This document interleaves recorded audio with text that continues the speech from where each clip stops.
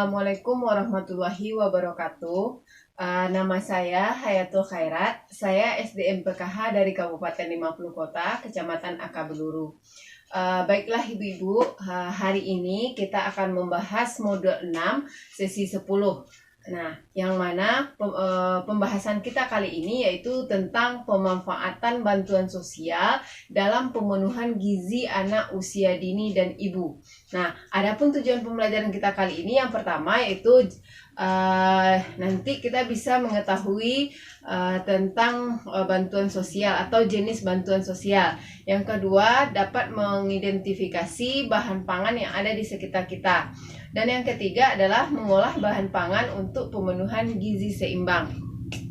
Baiklah Ibu-Ibu, untuk memberi semangat kita kali ini, kita ice breaking dulu ya.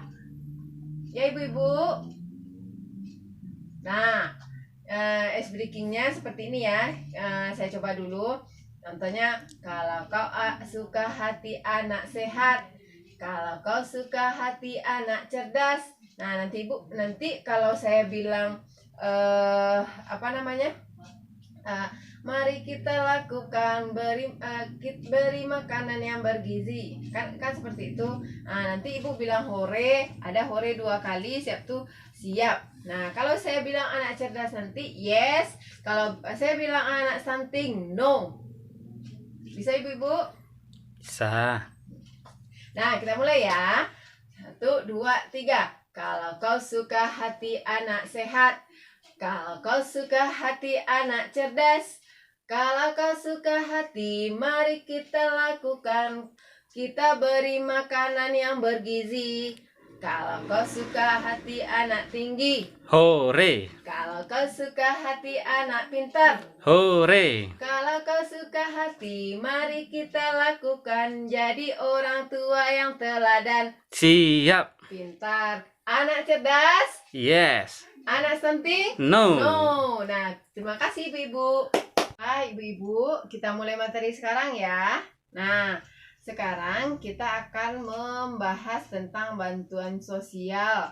Nah, dan jenis bantuan sosial. Tapi sebelum itu kita lihat dulu apa sih pengertian bantuan sosial. Mau kan Ibu-Ibu? Nah, Ibu-Ibu, bantuan sosial itu adalah upaya pemerintah untuk meningkatkan taraf kesejahteraan, kualitas dan kelangsungan hidup baik individu, keluarga, kelompok, dan masyarakat. Nah, sekarang kita masuk jenis bantuan sosial. Apa saja sih jenis bantuan sosial? Jenis bantuan sosial yang pertama yaitu bantuan sosial yang berupa materi. Bantuan materi, apa contohnya? Bantuan materi.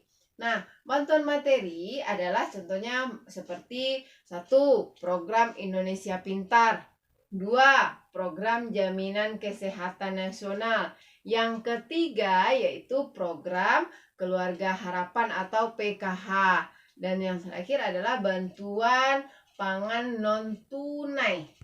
Nah, jenis bantuan yang kedua adalah tadi bantuan berupa materi setelah yang kita sebutkan bersama tadi. Yang kedua adalah sekarang bantuan non materi. Nah, bantuan non materi ini berupa suatu keterampilan yang Ibu dapatkan dalam pertemuan PKH atau program Keluarga Harapan yang diadakan SDM PKH setiap bulannya, yang Ibu hadiri setiap bulannya. Nah, apa contohnya? Nah, seperti P2K2 atau Family Development Session atau FDS. Di sana kita akan mengetahui keterampilan pengasuhan anak dan lain-lainnya. Apa tujuannya? Yaitu meningkatkan pengetahuan, sikap, dan keterampilan dalam pengasuhan anak, peningkatan kesehatan, peningkatan usaha keluarga, setelah itu peningkatan kesejahteraan sosial. Nah, hal tersebut dimaksudkan adalah untuk membantu keluarga tersebut mencetak generasi yang sehat, cerdas, dan tidak stunting. Nah, bantuan baik materi dan non materi tersebut hendaknya dimanfaatkan sebaik-baiknya sesuai dengan yang diperuntukkan. Khusus untuk bantuan sosial yang berbentuk materi seperti bantuan uang melalui KKS, hendaknya dapat dikelola dengan sebaik-baiknya untuk pemenuhan kebutuhan dasar. Salah satunya adalah penyediaan makanan yang bergizi bagi anak. Jika dirasakan bantuan tidak mencukupi untuk pemenuhan kebutuhan kita sehari-hari, hendaknya disikapi dengan cara memanfaatkan sumber daya alam yang tersedia di lingkungan sekitar, seperti memanfaatkan bahan pangan, hasil kebun, ternak, dan lain-lainnya. Nah, kita masuk yang ketiga, yaitu manfaat bantuan sosial. Yang pertama, manfaat bantuan sosial adalah meningkatkan ketahanan pangan di tingkat APM sekaligus sebagai mekanisme perlindungan sosial dalam penanggulangan kemiskinan. Yang kedua, yaitu meningkatkan pertumbuhan ekonomi di daerah, terutama usaha mikro dan kecil di bidang perdagangan. Yang terakhir adalah dalam jangka panjang mencegah terjadinya stunting dengan pemenuhan gizi pada 1000 hari pertama kehidupan atau HPK. Bu, masih semangat untuk pembelajarannya? Masih. Oke, kalau masih semangat kita lanjut ke materi selanjutnya. Oke. Materi selanjutnya yaitu bahan pangan yang ada di lingkungan sekitar kita. Nah, kelompok jenis bahan makanan dan fungsinya. Satu, yaitu karbohidrat atau makanan pokok. Nah, karbohidrat ini adalah sumber energi utama bagi tubuh kita.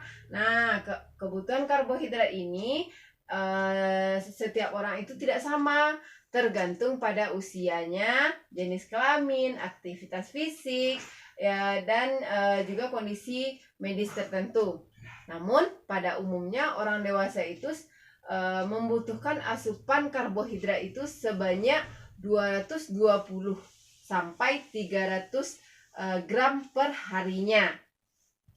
Karbohidrat itu ada 20 jenisnya. Yang pertama yaitu jenis pati-patian. Apa sih jenis pati-patian? Seperti nasi, jagung, kentang, sagu, dan umbi-umbian. Nah, umumnya itu bisa kita dapatkan di sekitar rumah kita. Dan yang kedua adalah jenis bahan makanan tidak berpati. Apa contohnya? Pisang, buah-buahan. Nah, yang ketiga adalah lauk pauk. Maksudnya karbohidrat yang ketiga adalah lauk pauk, juga sebagai sumber protein. Dan yang terakhir adalah baru sayuran dan buah-buahan.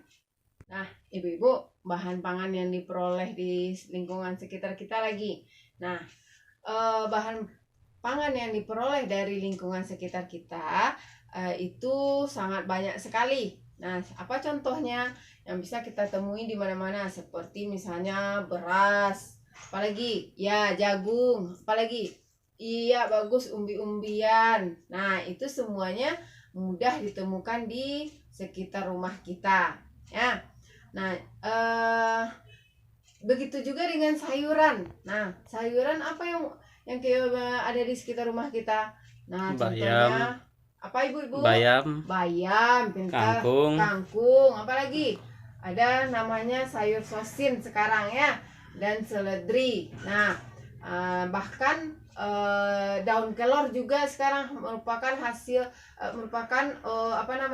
sayuran yang menjadi tren. Nah, karena sudah diteliti, daun kelor itu memiliki kandungan gizi yang sangat tinggi.